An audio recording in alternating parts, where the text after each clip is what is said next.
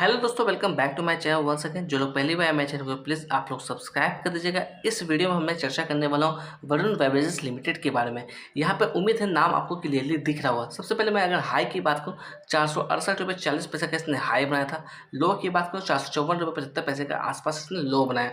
अगर closing price की बात करें, 461 रुपये 80 पैसे के आसपास की क्लोजिंग हमें देखने को मिली है।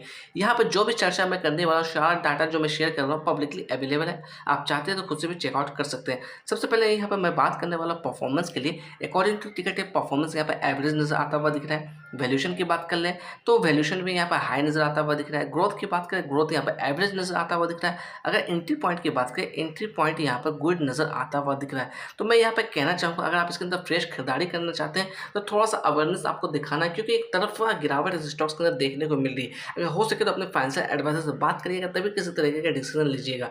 अगर यहाँ पे मैं बात करूँ फोरकास्टिंग को लेकर, क्या फोरकास्टिंग आती हुई दिख रही है टिकट टेप पर, तो यहाँ पर देखिए 24 एनालिस्ट से कवर किया, 88% की रिकमेंडेशन आती हुई दिख रही है। अगर हम लोग म्यूचुअल फंड की होल्डिंग की चर्चा करें Q4 के अंदर, तो यहाँ पे देखिएगा म्यूचुअल फंड के पास तकरीबन 5.77% की होल्डिंग है। रिटेलर्स की बात करें, लगभग 7.5% की होल्डिंग यहाँ पर नजर आती हुई दिख रही है। देखिएगा हम लोग आगे चार्ट पर 1 डे के टाइम फ्रेम में मैंने यहाँ पे चार्ट लगा रखा है। सबसे पहले इसके अंदर मैं बात करने वाला वॉल्यूम को लेकर। तो वॉल्यूम अगर हम लोग बात करें, इसके अंदर तकरीबन 85 लाख की वॉल्यूम इसके अंदर नोटिस की गई है। अगर हम लोग बात करें इसके अंदर डिलीवरी और परसेंटेज की, तकरीबन 57% के माल इसके अंदर उठाई गई है। अगर यहाँ पे मैं बात करूँ फेस वैल्यू की, तो 2 रुपये की फेस वैल्यू से ट्रेड होता हुआ दिख रहा है। अगर 50 डे मूविंग एवरेज की वैल्यू की बात करें, इसकी वैल्यू निकलती है 492 रुपया। करंट प्राइस की बात करें, तकरीबन 461 रुपये के आसपास है। तो देखा जाए 50 डे मूविंग एवरेज काफ़ी ऊपर नजर आता हुआ दिख रहा है। अगर 200 डे मूविंग एवरेज की वैल्यू की बात करें, इसकी वैल्यू निकलती है 535 रुपये के आसपास। अगर मैं चार्ट पर चर्चा करूँ तो देखिएगा चार्ट के ऊपर कुछ पैटर्न्स आपको नजर आता हुआ दिख रहा होगा।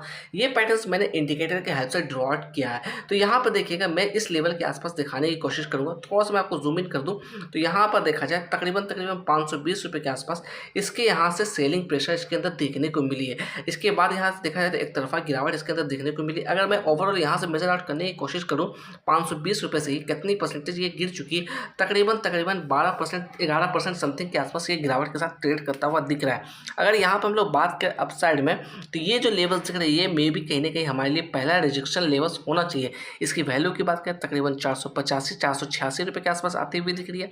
डाउन साइड में सपोर्ट लेवल्स की बात करें तो ये जो आप लेवल्स देख रहे हैं यही हमारे लिए सपोर्ट लेवल्स आता हुआ दिख रहा है, जिसकी वैल्यू जो निकलती हुई 419 रुपये के आसपास आती हुई दिख रही है।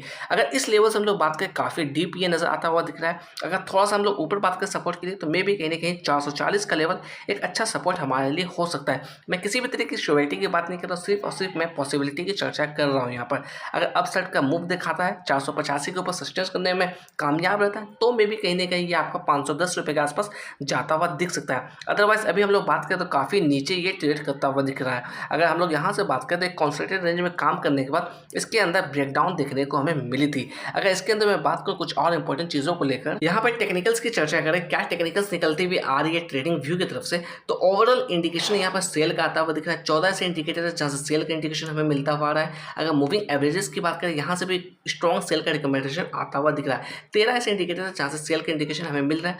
ऑसिलेटर की बात करें, ऑसिलेटर यहाँ पर न्यूट्रल नजर आती हुई दिख रही है। मैं ट्रेडिंग व्यू की तरफ से फोरकास्टिंग भी दिखाने की कोशिश करूँगा, क्या फोरकास्टिंग आती हुई दिख रही है। यहाँ पे देखिएगा 28 एनालिस्ट ने कवर किया over the 1 year of time period. अगर मैं मैक्सिमम एस्टिमेट की बात करूँ तो 817 रुपये नजर आती हुई दिख रही है। अगर मिनिमम एस्टिमेट की बात करें तो 500 नजर आती हुई दिख रही है। बट अभी हम लोग करंट प्राइस की बात करें, 461 रुपये के आसपास ट्रेड करता हुआ दिख रहा है, यानी कि ठीक अपने मिनिमम एस्टिमेट से भी नीचे ये ट्रेड होता हुआ दिख रहा है। तो थोड़ा सा आपको अवेयरनेस के साथ काम करना है। अगर आपका लॉन्ग टर्म का व्यू है, इसके क्वार्टर्स के नतीजे को चेकआउट करिए, फिर किसी तरीके के डिसीजन लीजिएगा, या हो सके तो अपने फाइनेंशियल एडवाइजर से बात करिएगा, तभी किसी तरीके का डिसीजन लीजिएगा इस स्टॉक्स के अंदर।